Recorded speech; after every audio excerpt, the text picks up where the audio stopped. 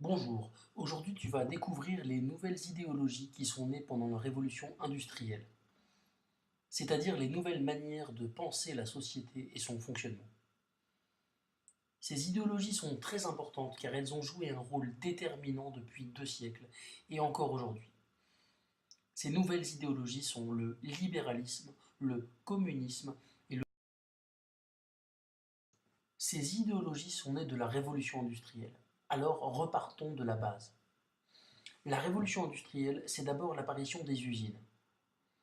Dans ces usines, il y a deux groupes de personnes, les patrons et les ouvriers. Les patrons, qui sont souvent propriétaires des usines, sont ceux qui commandent. Ils décident de l'organisation de l'usine, du temps de travail et des salaires. Les ouvriers doivent leur obéir. C'est ce que l'on appelle le capitalisme. Dans les usines, le pouvoir appartient aux patrons et les ouvriers travaillent sous les ordres des patrons contre un salaire. Patrons et ouvriers ont des intérêts différents. Les patrons ont bien sûr pour objectif de faire un maximum de profit. Pour cela, leur intérêt est que les ouvriers travaillent le plus longtemps possible, le plus vite possible, et bien sûr, sans augmenter les salaires.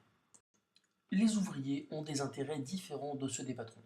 En effet, ils veulent pouvoir acheter davantage de choses pour leur famille, donc avoir plus d'argent, donc obtenir des augmentations de salaire.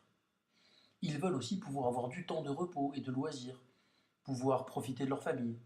Ils ne veulent donc pas travailler trop longtemps, mais plutôt réduire le temps de travail, sans perte de salaire. Voyons maintenant quelles sont les différentes idéologies qui apparaissent à l'époque.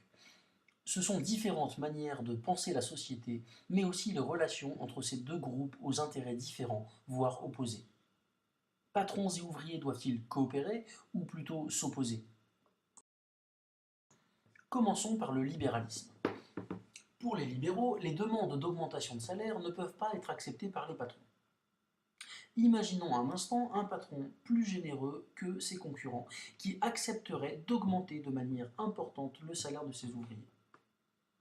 Il serait obligé de vendre ses produits plus chers que ses concurrents, puisqu'il paye ses ouvriers plus cher et qu'il doit réaliser un bénéfice.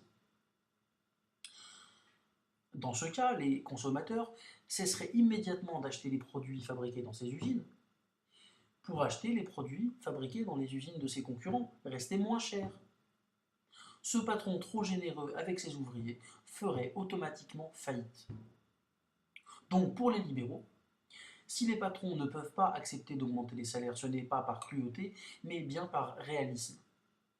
Et puis, si les ouvriers ne sont pas d'accord avec leurs conditions de travail, ils sont totalement libres de démissionner et d'aller voir ailleurs s'ils peuvent trouver un travail mieux payé. Une autre idéologie apparaît pendant la révolution industrielle, le communisme. En 1848, le philosophe allemand Karl Marx écrit le manifeste du Parti communiste. Pour lui, les patrons et les ouvriers appartiennent à deux classes sociales dont les intérêts sont si opposés que ces deux classes sont ennemies, la bourgeoisie et la classe ouvrière. Il parle de lutte des classes. Il se range du côté de la classe ouvrière et accuse la bourgeoisie d'exploiter les ouvriers et de vivre de leur travail. Pour lui, les ouvriers doivent se regrouper. Karl Marx et ceux qui partagent ses idées créent des partis politiques qui défendent les intérêts de la classe ouvrière. Ce sont les partis communistes. Leur but n'est pas seulement, comme les syndicats, d'obtenir des augmentations de salaire, mais bien de faire une révolution, de s'emparer du pouvoir pour prendre les usines aux patrons et les donner aux ouvriers. Les communistes veulent détruire le capitalisme et créer une nouvelle société, la société communiste. Dans cette société communiste, les usines n'appartiendraient plus aux patrons, mais aux ouvriers qui y travaillent. Et ce sont les ouvriers qui décideraient ensemble de l'organisation du travail, des salaires et du temps de travail.